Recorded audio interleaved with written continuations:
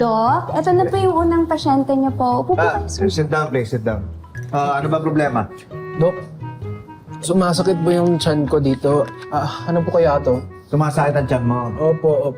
Kaka-cellphone mo yan. Excuse me, Doc. Sigurado po ba kayo?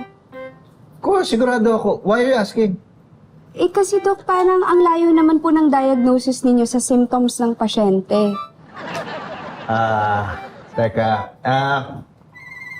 Ano ka nga dito? Nurse po. Nurse. Ano ako dito? Doktor po. Doktor! So, sino ba doktor dito? Kayo po. Sorry po, Doc. Thank you. As I was saying, yung sakit ng tiyan mo na yan, kaka-cellphone mo na yan. Ha? Kasi, lagi kang gutom, nalilipasan ka ng gutom, kaya lagi sumasakit ang tiyan mo, kaka-cellphone mo. Dok, hindi naman po ako nalilipasan ng gutom. Lagi nga po ako busog eh. Ayun! Lagi kang busog. Kain ka ng kain. Habang kumakain ka, nagse-cellphone ka. O hindi mo namamalayan, busog na busog ka na, kaka-cellphone mo. O di, sumasakit tuloy ang tiyan mo dahil lagi kang busog. Di ba? Ano sabi ko sa'yo? Di ba? Ganun. Kaka-cellphone mo yan. Ganun po ba? Of course, oo. Ganun yan. Kaya okay na yan. Sige, at magbayad ka na sa labas. Ha? Sige po. Okay? Sige. Tawag mo na yun. Okay, sir. Thank you. Thank you, sir. Sige. This way po. Yan. This way, sir?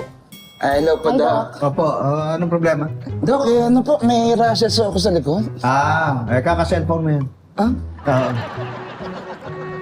Doc, parang wala naman pong kilalaman yung rashes. Nurse, sandali. Ulitin ko lang, sino ba ang doktor dito?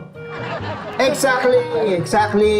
Ikaw naman, kaya ka nagkakarasyo sa likod dahil sa kaka-cellphone mo yan. Pero mo, pagising mo na umaga, di ka pa bumabangon, cellphone ka na ng cellphone. Tapos pagka nagtrabaho ka, ayan, sasandal ka na ganyan.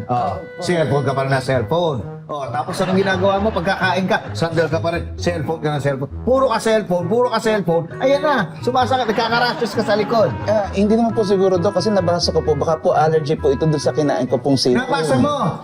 Saan mo nabasa? Sa social media, no? Sa cellphone mo. Ayan, yan ang nangyayari sa'yo. Puro ka cellphone. Kung gusto mo mawala yung rashes mo, tumigil ka ng kaka-cellphone mo. Ganun ho? Ganon yun. Oo. Sige po, Sige. Doon sa labas magbayad. Sa cellphone. Tawag mo na yung next. This Doc, next patient. Yes. Ano problema? Dok, masakit po yung daliri ko po sa paa, yung lalaki po. Kaka-cellphone mo yan. Doc, sure ako na walang kinalaman yung cellphone dyan. Sandali, nurse. Uulitin ko. Sino ba doktor dito? Kayo po, pero imposible naman po na yung paa niya yung gamitin niya sa pagse-cellphone. Wala naman ako sinabi paano niya ginagamit niya pag sa cellphone. Ang sinasabi ko, naglalakad ka, nagse-cellphone ka. Kaya yan, di mo nakita yung lubak, naapakan mo, tumama yung daliri mo sa paa, kaya sumakit yung paa mo, kaka-cellphone mo. Ay, hindi po, Dok.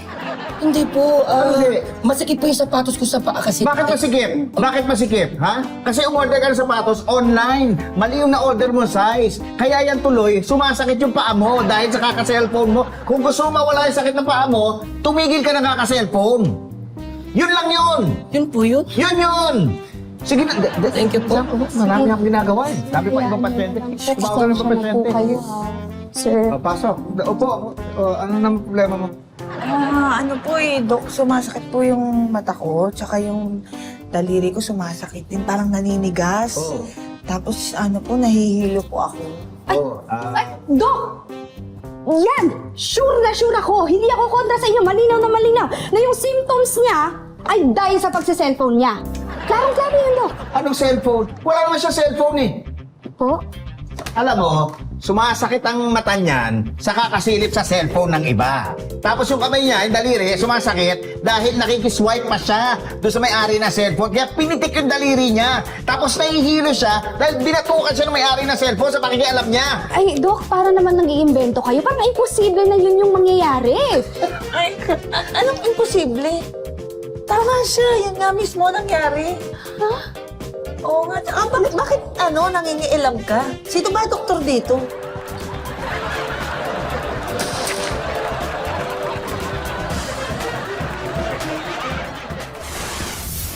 Yung naturingang Employee of the Year, paborito ka lang naman ni boss. Pero lahat ng trabaho, kami ang tumatapos. Abay, galaw-galaw din.